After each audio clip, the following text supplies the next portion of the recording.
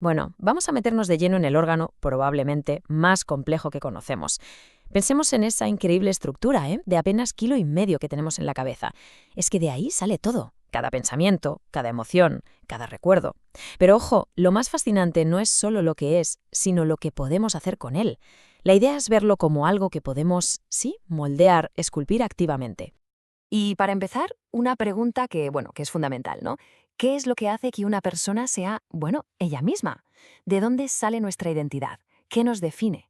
Pues la respuesta, como vamos a ir viendo, reside por completo en nuestro cerebro. Fijaos en esta frase del neurocientífico Rodolfo Liñaz.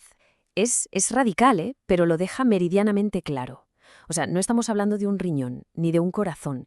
Es que nuestra consciencia, nuestros recuerdos, nuestra personalidad, todo, absolutamente todo está ahí dentro. Al final somos, por encima de cualquier otra cosa, nuestro cerebro.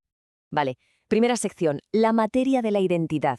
Vamos a comprender ese material invaluable.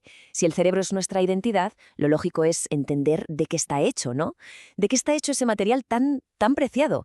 Y os adelanto que las cifras que hay detrás de su estructura son, para alucinar. A ver, es un órgano súper eficiente, pero también es increíblemente exigente. Pensemos en esto, solo es el 2% de nuestro peso corporal, pero se lleva el 20% de todo el oxígeno y la sangre del cuerpo. ¡Un 20%! Es que la analogía es perfecta, es como tener una bombilla de bajo consumo alimentando el superordenador más potente que existe. Y claro, ese superordenador necesita procesadores. ¿Cuántos? Pues esta cifra es que es astronómica. 86.000 millones de neuronas. 86.000 millones. Cada una de ellas es como un microprocesador y todas juntas forman una red de una complejidad que de verdad es casi imposible de imaginar. Esa es la base física de todo lo que somos. Pero si hace falta una prueba irrefutable de esto, mirad. La historia de los gemelos siameses Sohan y Mona Singh es brutal. Comparten un cuerpo, pero tienen dos cerebros distintos, dos cerebros independientes. ¿Y el resultado? Pues dos personas, dos personalidades completamente diferentes en un mismo cuerpo. Es que es la demostración definitiva. La identidad reside única y exclusivamente en esa materia gris. Bien, entendido esto, pasamos a la segunda parte, el poder secreto del cerebro.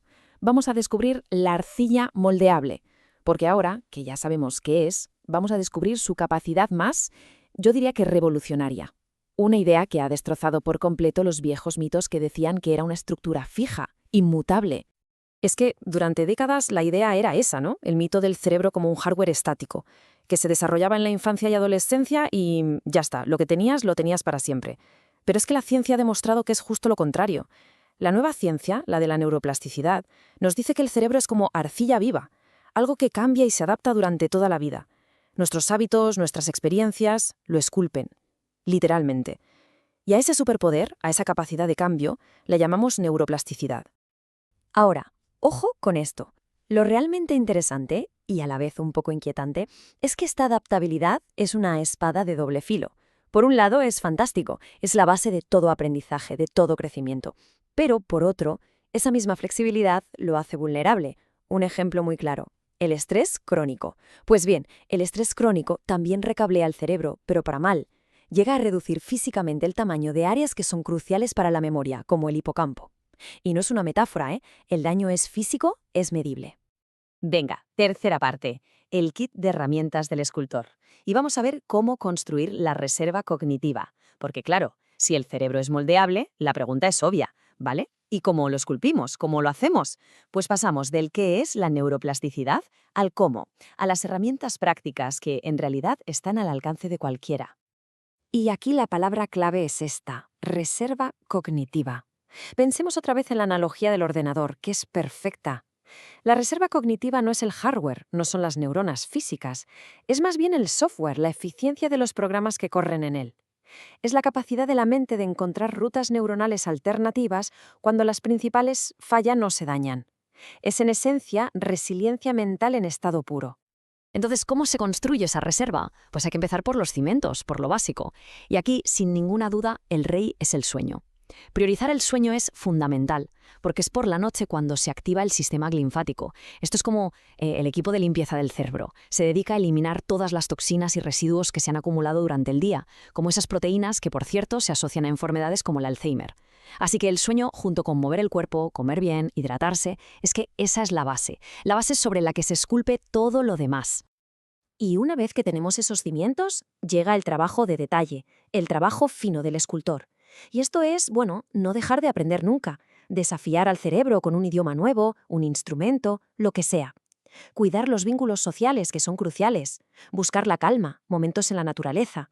Y quizá la más importante de todas, encontrar un propósito, tener una razón para levantarse por la mañana.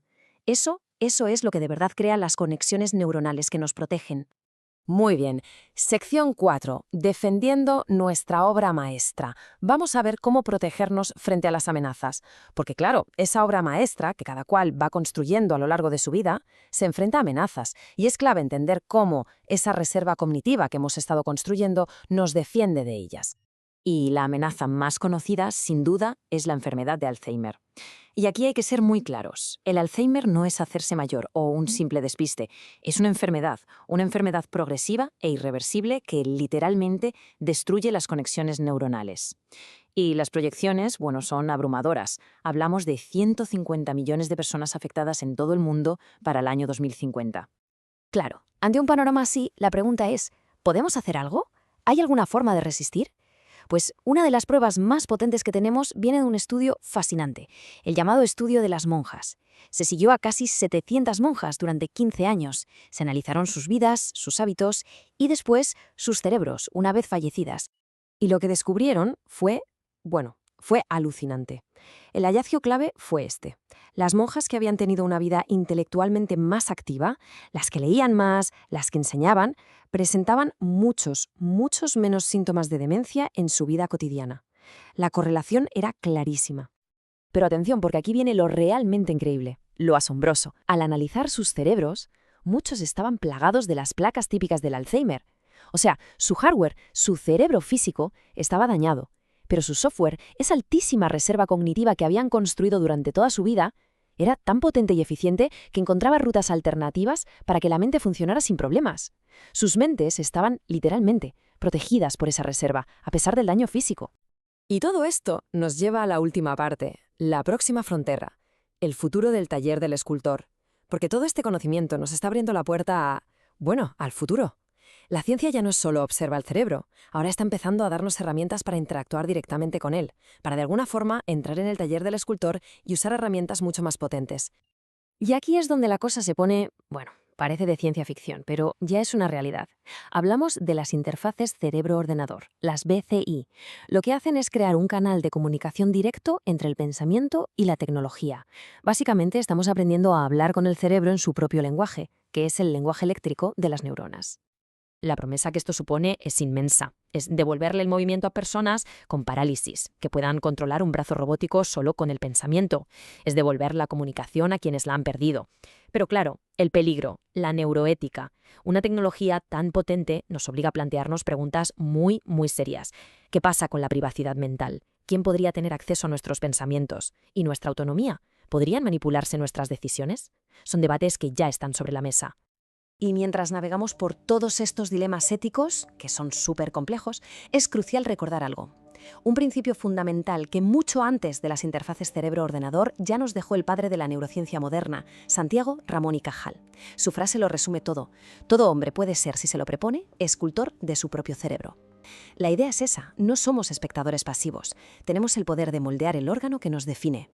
Así que, con todo esto sobre la mesa, la reflexión final nos devuelve al punto de partida. La persona que esculpe es uno mismo. Si cada cual puede ser el escultor de su propio cerebro, y ya hemos visto cuáles son las herramientas, la pregunta final ya no es si se puede o no. La pregunta es ¿qué obra maestra está creando cada uno?